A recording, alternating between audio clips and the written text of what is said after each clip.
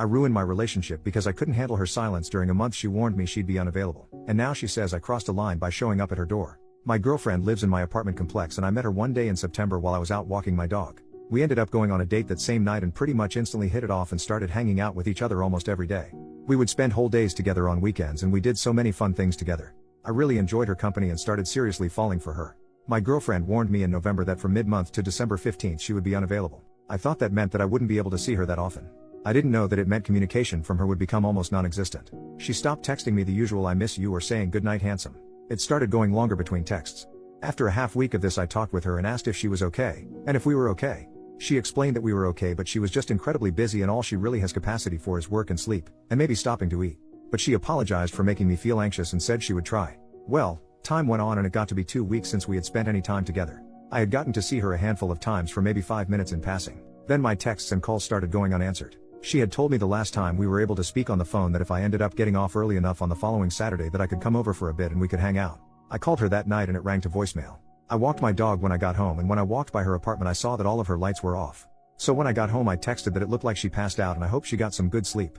I didn't hear back for 3 full days. It didn't look to me like her car ever moved out of her driveway. I never saw lights on passing by her house. I started to get worried about her because I know she struggles with certain health issues, is super stressed and hates her job. It seems like she suffers from symptoms of depression. So I texted her just saying I wanted to check in on her and it makes me feel worried when I don't hear back for this long from her. I still didn't hear anything that day. By the following day I was extremely worried about her. I couldn't think about anything else. I reached out to her best friend and asked when the last time that she had heard from her was. She told me it was the prior week. I expressed my worry and said I wanted to give her space but that I was getting worried and I was thinking about going to check on her. Her friend told me that 4 days is plenty of space and that I should go check on her. I went home on my lunch break, and I walked over to her house. My anxiety was in my throat. It was still dark in her house from what I could see. Her blinds were all closed. I knocked on the front door. No answer. I rang the doorbell. No answer. I knocked again a bit harder. No answer. I rang the doorbell again. No answer. I knocked hard enough that I felt like she would be able to hear it from the bedroom. No answer. I had my phone out with her text message up and I start seeing the typing bubble. I am on AF King client call, stop knocking. I immediately left. I sent a text message saying sorry, I was just really worried about her. I thought more and added a little later on that I realized I went overboard with the knocking and I was really sorry. It went another full day and I didn't hear back. I talked to my father who said it doesn't seem like she is communicating or treating you very well. I told him I just wanted to talk to her and I had half a mind to go knock on her door now, at night, just to talk with her and let her know what is going on in my mind. But I was worried about looking crazy or ruining things further. He asked me how much would change from how things had been going. At least if I did this and I could talk with her I would have an answer. So I wrote a text telling her I was going to stop by in 5 minutes to just chat for a bit, and that it was really important that we talked. I went over and rang her doorbell. No answer. So I went home and wrote a text telling her how much I liked her, and how this whole situation was making me feel. How I was feeling like I was being ignored and being treated less than. How I needed at least some communication.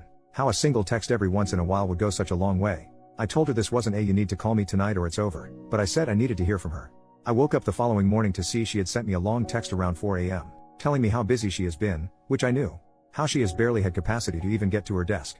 That she has been working 14-hour days and just crashing. Telling me that she'd already told me she would be unavailable. She said coming to her door while she was working and banging on it was incredibly uncalled for. She said her car had clearly been moved. She said that me doing that while I knew she would be unavailable, and she was at work, she works from home, during work hours is a hard line for her. I didn't know that unavailable meant zero contact or being able to see her at all. But regardless, in one fell swoop I ended my relationship with someone I cared about deeply. All because I couldn't get a grip on my anxiety and be patient. Update, 10 days later, my last post kinda blew up so I figured some people might appreciate an update. I mentioned at the end of my original post that she had sent me a long text the following morning telling me how much I had messed up and crossed a hard line.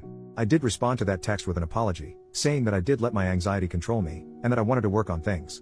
That I was going into therapy to work on my own issues. She didn't explicitly say that we were over, so I asked her for clarification on where we stood, if she was done.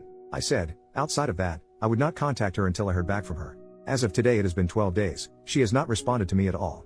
The last 12 days have been horrible for my mental well-being. I decided yesterday to just move on and give myself my own closure. I realized a lot of important things through this experience. I realized that I didn't do anything wrong. Unavailable does not mean you disappear and drop off the earth for days at a time, ignoring the outside world. I did nothing wrong by going to check on her. I did what I did out of love, caring, and worry. I did what I would hope a partner would do for me. No one is too busy to text a single time in 4 days. I realized that I need to take care of myself and assert my own boundaries. I learned some important needs and expectations I have of relationships. I learned about my own codependent and anxious tendencies that I need to work on. I realized there were a lot of red flags about this woman that I was ignoring. In the past 12 days, I have taken up meditation, journaling, and daily practice of gratitude. I have gotten into therapy, and back into the gym. I have talked with her best friend again, who hasn't heard from her in about as long as I have. The silence isn't personal to just me, which did make me feel a little better at one point. However now, I am still upset. I am mad at the way I have been treated throughout this whole process. I know this is an extremely busy time for her, and I know she is struggling, but I still have needs and she decided to be my girlfriend. Needs that she is apparently, for any reason, incapable of meeting. Leaving someone who loves and cares about you in the dark for 12 days, when you live a 3-minute walk from each other, is unkind at best. I still don't know what is going on in her head, and I don't know if I ever will. I would still be open to talking with her, and hearing her out. I am extremely unlikely to take her back though. I deserve better. I think my biggest realization is that I can give myself closure, I can detach and take care of myself, and still love her and others around me. I wish I could snap my fingers and be over her, but I know it is going to take a little bit. Thank you for all the assurance, kind words, and those who reached out to support.